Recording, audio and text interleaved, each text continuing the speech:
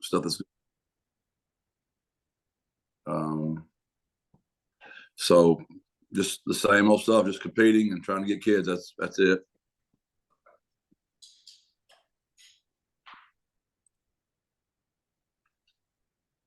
Nate.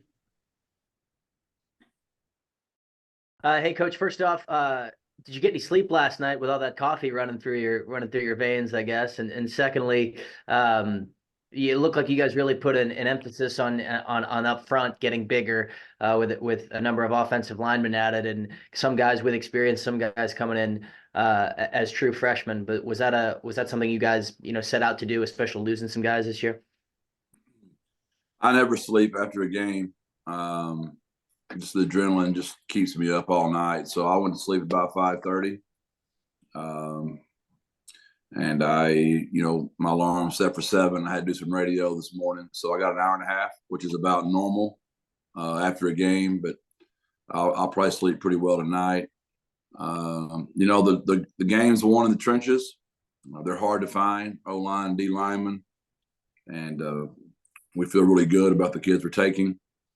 And we just pretty much have a simple rule: if they can't play for us or they can't fit in our roster, we don't take them. So we're going to go slow. We're not into winning any kind of competition of having the most commitments or the most kids signed early. We want to make sure our roster gets better, and I'm sure this will be going on all the way through February into May and into June, I would imagine.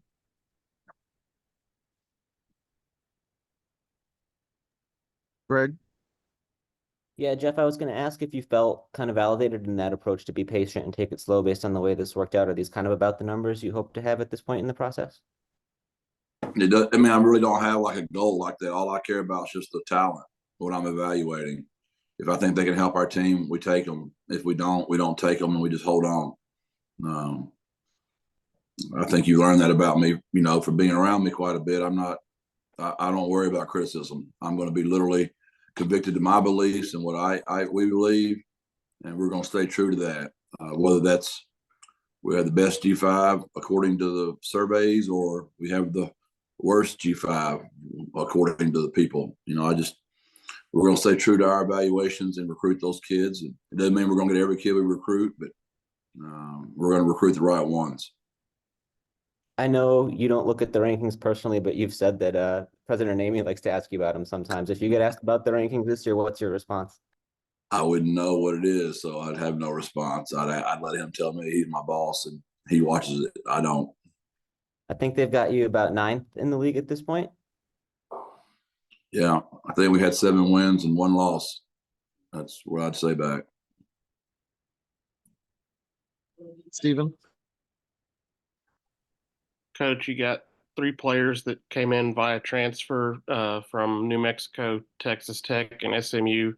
What stands out to you about those 3, and what will they bring to UTSA? Obviously, if we're recruiting a transfer kid, it's an area of need and somebody we think we can get in there and compete pretty quickly with. J.J. Sparkman from Texas Tech, from Pine Tree, is a kid I've known and recruited for a long time. Had him committed to me at Arkansas. When that didn't work out, he went to Texas Tech. So we're excited. He's big, he's fast, he's a really good human being. The offensive lineman, we think CJ can come in here and help us, pretty quick. He's a really good athlete. Played in New Mexico, he's got experience. And then defensively, Damian from SMU. From Vandergrift, right down the road, is a kid we really liked a lot. We lost him the first time to SMU, but we got him the second time around. So we think all 3 of those kids will come in and compete, immediately. And back to Greg's question, I've not studied Greg at all, but so many of that is like how many kids you have committed. You just multiply times what their rating is, and whatever the score is, you get your ranking, right? So I think a truer aspect of that is however many you take, what's the average of the stars if you want to go in that world. I don't go in that world. To me, you'd wait 4 years and you'd see where the players played and how many of them were in the 2 deep and helped you win ball games. That's a true evaluation of roster. recruitment and evaluation. And the biggest phase of all this, which I've said since day one, is the developmental phase.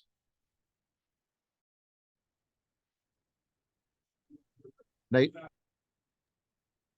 Coach, last couple of years, I mean, there's guys in your roster that where your relationship with them goes back to their parents, whether you taught their parents in high school, with Owen, I think, and the McCowns, you had that relationship going back to Jacksonville. Just out of curiosity, are there any kids in this class right now that you have kind of those those long-standing connections where it's not just them, but their parents or something like that, where it would given your relationships?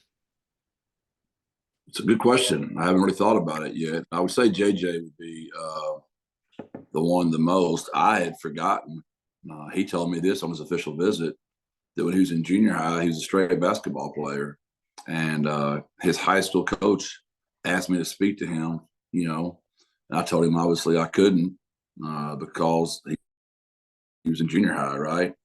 Well, then JJ came to camp, so I got to talk to him. And I said, JJ, do you know how many point guards and shooting guards there are? It's a 12-man roster now. There are not many 6'4", 6'5" wide receivers, and there's a lot of positions on the football team. I didn't know that I'm the one that taught JJ to play football. He told me that, so that's kind of a cool story. But there's I'm sure there's a few of those I hadn't really thought about it yet. I know just from Briley, his brothers, played, so we've known them and their families for a while, and they're San Antonio people, so we're around them all the time. But I had to think about this. Great question. hey, Greg, Jeff, your first 3 signing classes here, 100% of the high school guys you brought in were from Texas. You had 2 out of state last year and 2 out of state this year. Is that part of being more selective, or does that come down to connections? What leads to that? Yeah, just a connection, somebody that you trust, that puts you on a kid when you evaluate him. You think he meets the measurables, comes to camp, whatever that is. So we roll with it.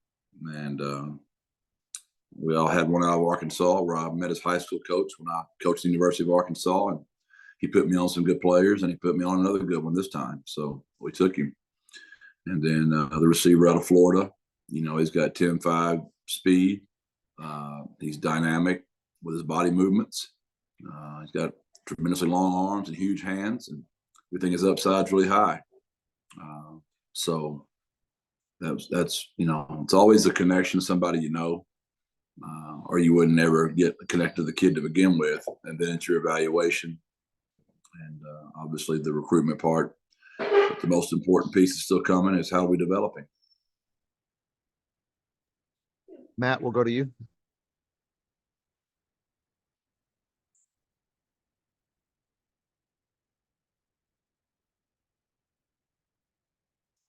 Back to your point, though, Greg, that's one of the things that gets negative recruited about me, is that I'm only going to play the Texas kids, and I'm all Texas. And there's no doubt that's where we start. We start in San Antonio, we work our way out. Texas is a heavy emphasis of ours, but at the end of the day, the kid that's the best player is going to play. I mean, Nick Troy Fortune is from Georgia, and Vinley's from Oregon. We're everywhere. I mean, we've got kids. We got Martavius from Tennessee, Rocco's from Georgia, I believe. So our roster is pretty diversified, and whoever is the best player is going to play. But our emphasis will always be Texas. We'll be predominantly Texas, because that's where we're located. That's where most of our connections are. But we're not opposed to ever going outside the state. Mekhi Hart, he's not from Texas. So there's quite a few of them. Meach from Mississippi. So Robert Henry, Mississippi. We go on and on and on. Okay, JJ, we'll go back to you. Jeff, how much more active are the Road Raiders going to be between now and the start of classes in January? Yeah, we'll be very active. We could probably get 6 more maybe before January's up. We'll just see how many of those we win, how many we lose. And if we lose, we'll sit tight, and we'll wait for May. But I just watched last night all the high school kids that went out there and did really well for us. You know what I mean? That's what get lost in all this. Everybody loves this transfer portal. It's fun to talk about it. Cam was in the defensive MVP. He came out of Sam Houston. But Ben James Wally played good last night. You know what I mean? Devin McEwen, David Amador. You start going on and on about our Texas high school football kids that came right out of high school that we're really excited about. And Owen McCowan, you know, Rush, Texas, high school football player, but actually he came from Colorado. So it's really not actually all the way true. He's a transfer guy. Jeff, is there any frustration with this recruiting cycle because of how prevalent NIL has become? Yeah, I'd be lying if I said otherwise. I mean, it's, you know, it's what it is. So we're just not into that. We're going to really try to take care of our current roster. We just don't have, you know, what I'd like to have is quite yet to get everybody taken care of as well as possible. Some of those teams out there just got a lot more than us right now, so they're going to be able to get that done. And we've got to keep working at it. And I know I keep saying all the time, but we'll go 210 City Fans or 210 Inspired.org or Runners Rising. If you want to help a kid, I mean, that would be huge for us. And if you know the kid you want to help, you can just tell how much you want to help a month, or you can just tell Martin and Pat Kleins and April what you just want to put it in there, and they can decide who gets it. So it's the way of the new world. So whether I'm frustrated or not, that is definitely a piece. Used to, it was about, you know, academics and how you're going to treat the kid and how you coach him and the facilities. And so that stuff still matters to some people. But people that don't have much money, that stuff doesn't mean as much.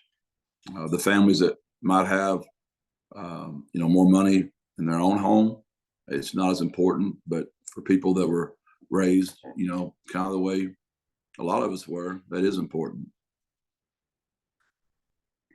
Nate?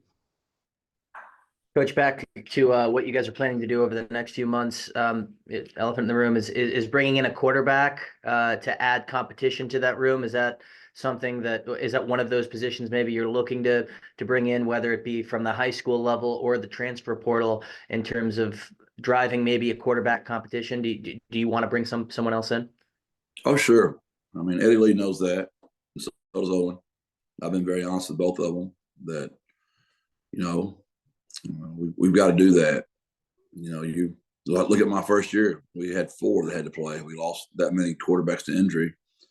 And we've got to get preferably a veteran guy that's played some, because Eddie's played some, Owen's played some, and we'd like to get a veteran guy in here that's played some, that wants to compete for a job.